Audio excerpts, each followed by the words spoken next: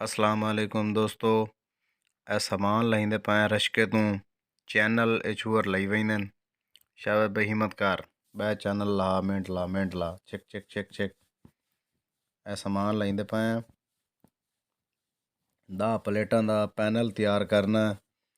ਉਹਦੇ ਵਿੱਚ असां गाडर ते चैनल इस्तेमाल करेंदे पाए तले पोजीशन पैंप इस्तेमाल करेंदे पाए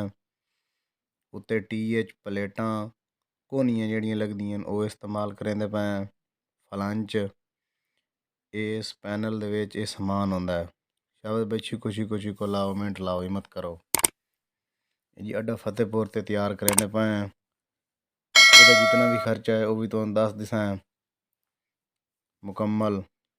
ये ला लिए समान गाडर भी ला लैन चैनल भी ला लैन बाकी कलंप फलंच वो भी ला लैन कोनियाँ भी ला लें मुकम्मल सामान क्लियर हो गया।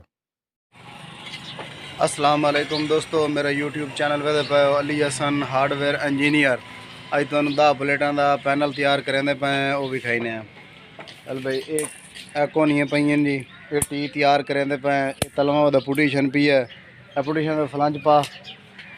ए तू फलंच पा दूआ दूआ दूआ दूआ फलंच पा ये इतने फलंच लाग मैना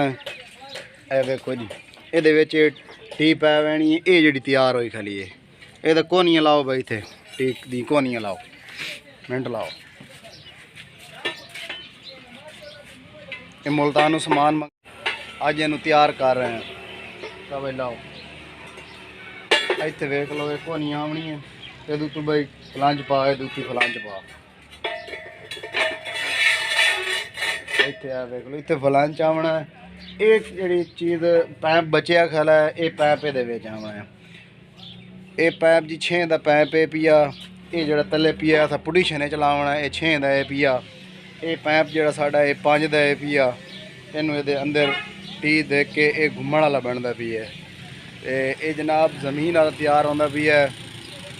10 प्लेटां का ये पैप इस्तेमाल करेंदे पे प्लेटां इस्तेमाल करेंदे पे कोनी वालियां उस तो बाद जी चैनल ते गाडर तैयार होंदा पी है ये मुकम्मल तुहानू दोस्तों टी नू टोच लग गए कोनी वेल्डिंग हो गई नाल ये पैंप भी सेंटर वाला टोच लग गए बिल्कुल ये भी ये पुटीशन भी जोड़ा है ये फलाच नू टोच लग गए देखो जी इनू लहर मार रहे हैं इन्होंने भी टोच लग गए ये साइडा से इनू भी हूँ लहर मरेंदे पे बिल्कुल ये 10 प्लेटां का है गाडर ते चैनल तैयार होंदा पी है ये कीमत है जी 1 लाख रुपया ये तैयार होंदा पी है मुकम्मल बेहतरीन रंग करके तैयार करके प्लेटा कस के देनी फाइनल करके ये अड्डा फतेहपुर पे है दुकान है ये बाकी भी काम कर रहे हैं बिल्कुल खूबसूरत ये टी वी तैयार है 1 लाख के जी तैयार हो गई है मुकम्मल फ्रेम 10 प्लेटा वाला चैनल गाडर ये पैप तले जमीन वाला ये टी ये सारा क्लियर समान कस के देना। दोस्तों 10 प्लेटां वाला पैनल है ये जनाब पोजीशन तैयार हो गई है मुकम्मल वेख लो रंग भी हो गई है जोड़े कस्टमर साढ़े को बनवाया है वो इन चावन आ गई है वेख लो स्पोटा लाई तलों ये निशान लगा खला एवे दे पाओ ये साइड जमीन के अंदर पुरी हुई सी ये साइड इस निशान तक ये विच पुरी हुई सी सीमेंट बजरी हो गई सी तले है वेख लो बेहतरीन सोहना काम हो गया रंग भी करके देना है ये पोजीशन वो लैके जा रहे हैं उस तो बाद यदि टी ते बाकी जड़ा उतला पैनल का समान है वो असा बाद तैयार करके देना है।